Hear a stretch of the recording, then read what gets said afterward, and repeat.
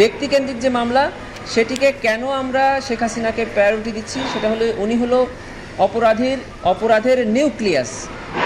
ওনার ইনস্ট্রাকশনেই সকল অপরাধ হয়েছে।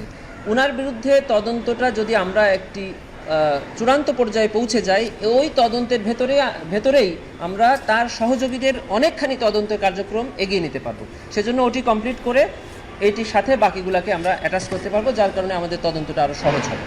অন্যান্য মামলাগুলোর তদন্ত একটু ধীর গতি, তার মানে এই নয় যে তদন্ত থেমে আছে। প্রত্যেকটি মামলারই আলাদা আলাদা তদন্তকারী কর্মকর্তা নিয়োগ করা আছে, তারা আলাদাভাবেই সেই সকল মামলা তদন্ত করছে।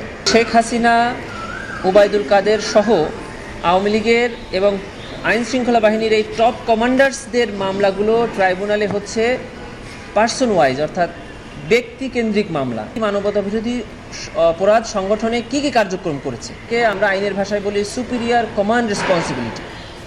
আর যে সকল ঘটনাস্থলে সরাসরি আমরা ঘটনাস্থলে অপরাধের অভিযোগ পাচ্ছি, সেই ঘটনাস্থল কেন্দ্রিক কিছু মামলা তদন্ত চলছে।